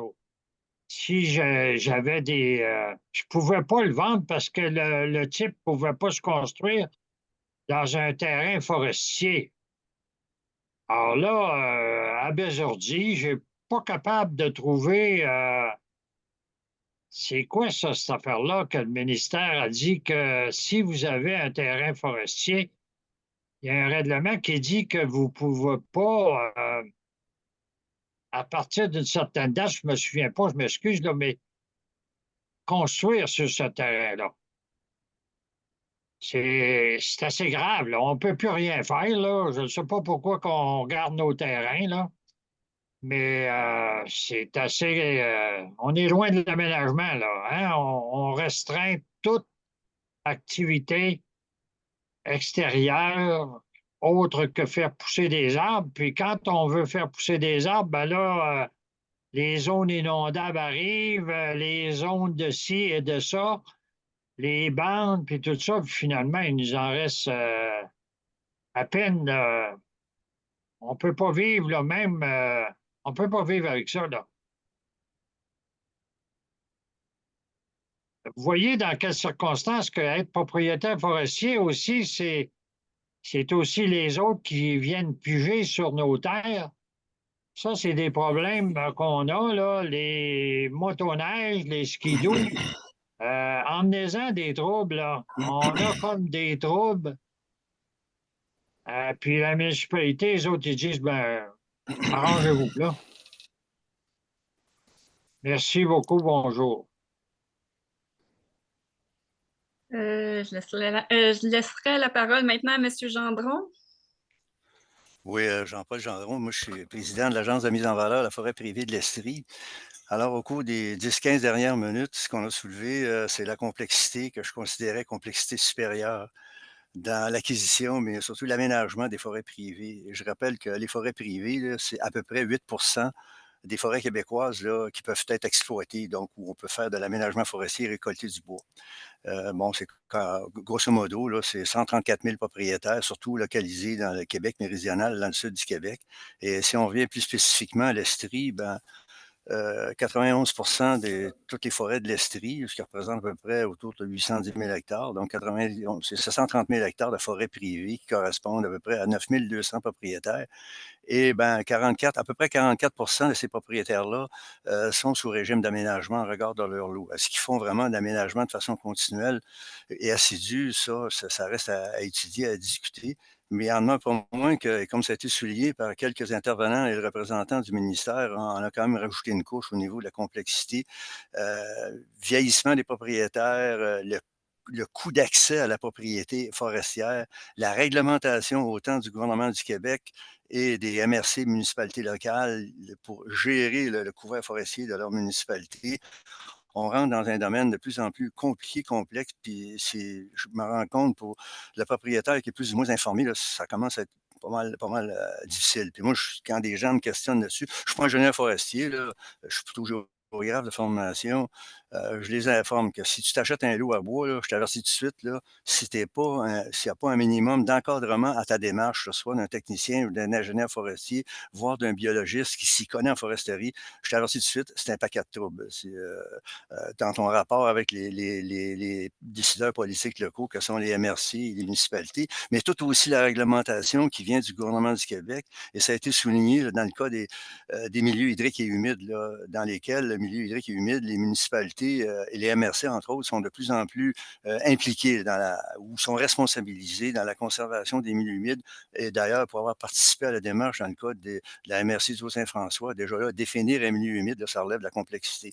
Donc, on a affaire là, à un milieu qui de plus en plus se complexifie quant à la densité des réglementations et du nombre de réglementations qui caractérisent les milieux humides. Et ça, c'est pas surprenant dans une société, la société québécoise, même canadienne par extension, qui s'urbanise de plus en plus. Et là-dessus, j'avoue que toute la filière écologique, là, les écolos en tout genre, là, qui couvrent une bonne partie là, des médias généralistes, renforcent toujours le caractère de conservation écologique là, des boisés. Et là-dessus, en porte-à-faux, il y a les propriétaires forestiers avec leurs organisations, comme la Fédération des producteurs forestiers du Québec, Groupement forestier Québec, la Fédération québécoise des municipalités et l'industrie également sont l'autre partie prenante. Bon, maintenant, est-ce que l'un et l'autre qui occupe le plus de place dans les médias? Je pense que la réponse est facile à faire. C'est les écolos qui prennent plus de place. Alors, remarquez ici là, que je n'ai rien contre les écolos, ils font leur travail. Je pense que c'est important de conserver la qualité des écosystèmes forestiers. Et même nous, à l'agence, avec nos partenaires que sont les conseillers indépendants et aussi les groupements forestiers, on y travaille. Puis ce qu'on développe, c'est une conscience là, véritablement écosystémique là, ou éco-forestière par rapport aux loups. Mais on est dans le domaine, que je répète, de la complexité. Juste pour terminer quand même, il y a espoir parce que le ministère des Ressources naturelles des forêts est en période de consultation ces jours-ci. C'est valable jusqu'au je pense qu'au 12 avril, où tout un chacun connaissant en foresterie ou intéressé par la foresterie et l'écologie forestière aussi, hein, peut déposer au ministère là, un mémoire long ou court, comme vous voulez. D'ailleurs, toutes les coordonnées de l'affaire sont sur Internet au niveau du site web du ministère. On peut intervenir là-dessus. Moi, j'invite les gens là, qui ont intervenu, puis je vois qu'il y en a eu jusqu'à 51 là, qui participaient, d'aller voir et s'ils ont un mot à dire, comme les problématiques qui ont été soulevées, d'en faire part au ministère. Je rappelle que la forêt privée là, est comment dire, là, puis je vais terminer là-dessus, c'est comme patronné, entre guillemets, par un groupe qu'on appelle les partenaires là, au niveau du Québec comme tel. Lesquels partenaires, je les ai mentionnés tout à l'heure, il y a le ministère, bien sûr, il y a l'industrie forestière, les groupements forestiers, la Fédération des producteurs forestiers qui sont là-dessus et qui reçoivent, mettons, les doléances. Et il y a des assemblées générales annuelles, mettons, des syndicats régionaux de producteurs forestiers, les propriétaires, allez-y, puis faites des interventions de façon à ce que vos représentants au niveau de la fédération, tant au niveau de vos groupements forestiers également, puissent suivre la filière puis se rendre jusque dans les officines décisionnelles politiques à Québec.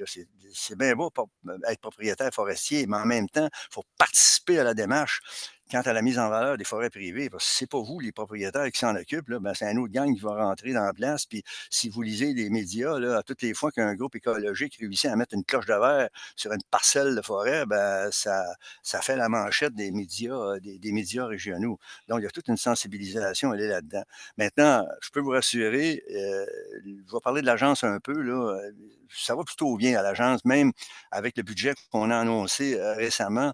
L'an dernier, au 31 mars 2024, notre budget annuel totalise à peu près 4,5 millions. Puis je rappelle, c'est l'ancienne Estrie, ce n'est pas la nouvelle Estrie, c'est même Frémagogue jusqu'à Mégantic.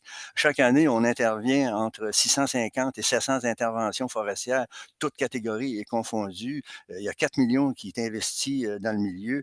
L'acte forestier à hauteur de 8,8 est validé par un ingénieur forestier chez nous qui fait de la vérification opérationnelle. Et ce que je peux vous garantir, c'est que c'est nos partenaires que sont les groupements forestiers. Là-dessus, Mégane, son collègue, sont intervenus. On a vu aussi la précision des détails qu'ils ont emmenés, là, surtout en ce qui concerne les milieux hydriques et humides. Là. Donc, c'est des gens un peu plus compétents qui sont sur le travail, qui sont en mesure de conseiller les conseillers forestiers. Donc, les propriétaires qui ne sont pas, s'il y en a à l'écoute, qui ne sont pas sur régime d'aménagement, dépêchez-vous à l'être, là, parce que vous allez voir que ça donne non seulement une plus-value à votre terrain en termes d'aménagement, mais ça vous donne aussi un espèce de confort psychologique quant à au type d'intervention forestière que vous voulez faire sur votre terrain. Si vous avez la difficulté à trouver, allez voir sur le site web de l'agence, c'est valable pour l'agence Bois-Franc aussi, dont le directeur général est à l'écoute. Il y a aussi la liste des conseillers forestiers là, qui sont admissibles. Ça marche selon les territoires, là, que je pense que vous pouvez vous débrouiller là-dedans. Donc, allez-y, et le plus que je vous plus l'utiliser. Comme je dis souvent, si on veut se faire frapper, il faut aller dans le trafic. Donc, nous, les propriétaires forestiers, arrangeons-nous pour que les médias parlent de nous, pour que l'actualité parle de nous et assistons aux réunions des conseils des MRC, aux assemblées générales de nos groupements pour faire valoir nos points de vue. Il y a quelqu'un quelque part qui va prendre des notes aussi puis qui va aller monter jusqu'au niveau décisionnel. Mais en même temps, tout ça pour dire, c'est un peu anarchique à la base présentement, mais je peux vous dire qu'il y a une grande motivation de la part, les propriétaires qui sont présents ce soir, celle-là, mais dans d'autres organisations que je fréquente, surtout les colloques organisés par l'Association forestière du Sud du Québec, je sens une grande motivation à vouloir que les choses évoluent, mais évoluent pour le mieux, pour la productivité de nos boisés privés, oui, mais la conservation et la durabilité de notre couvert forestier privé. Alors, c'était mon message politique, là, puis la débarque des assemblées générales s'en vient, là. Soyez présents, actifs et volubiles. Merci. Merci, M. Gendron. Ça fait une belle conclusion, je trouve. Puis, je répondrai à ça en vous rappelant, comme je vous le dis, que c'est notre rôle au service de la forêt privée. Puis, je vous ai parlé du comité qu'on a mis en place sur le MAMACH, avec le MAMACH et le MRNF. Les agences, votre agence, c'est l'agence de la Montérégie et du Centre du Québec qui sont les représentants sur ce comité-là. Mais faites leur part de vos préoccupations en Estrie. Faites-les véhiculer par Claudine et par Guy. Nous, c'est sûr que c'est notre rôle d'amener de façon objective la réalité des producteurs forestiers, puis vous l'avez bien résumé, puis je pense qu'on vous l'a démontré dans ma présentation et celle de Mégane et M. Lavigne. Cette complexité-là, on veut y travailler. On est très conscient de notre côté au service de la forêt privée, de cette complexité-là qui augmente d'année en année. Puis on y travaille, à la hauteur de nos moyens. Merci, Alexandre. Je laisserai peut-être Mégane puis Mario si vous voulez faire peut-être un dernier petit mot en terminant. Moi, je vais remercier M. Gendron de son intervention. Effectivement, comme il l'a mentionné, venez nous voir, les conseillers forestiers. On est là pour vous aider à aménager votre forêt de façon durable, puis en conformité avec les différents niveaux de règlement. Puis, n'hésitez pas à venir nous voir. Yes. Donc, merci beaucoup, Alexandre. Merci beaucoup, Mégane. Merci beaucoup, Mario, de vos présentations. Merci à vous tous, chers participants. Là, je pense qu'il y a eu des beaux échanges ce soir. Donc, couper un arbre, c'est pas si simple. Fait que il y a faites affaire là, avec vos conseillers forestiers régionaux. Posez vos questions, puis ils sont là pour y répondre. Donc, en terminant, mais je vous invite, là, si ce n'est pas déjà fait, là, à surveiller nos infolettres, Progrès forestier, médias sociaux là, pour nos prochaines activités. Il va y en avoir d'autres aussi au courant du printemps. Sachez qu'en mai aussi, c'est le mois de l'arbre et des forêts. Donc, c'est le temps de mettre en valeur notre beau patrimoine forestier. Donc, sur ce, je vais vous souhaiter une très belle fin de soirée. Puis, à bientôt. J'espère. Un gros merci à tous. Merci beaucoup. Merci tout le monde. C'était très bien. Continuez comme ça, l'association. J'ai pas compris. J'ai dit, continuez comme ça, notre association, vous faites un très bon travail. Merci beaucoup pour vos commentaires.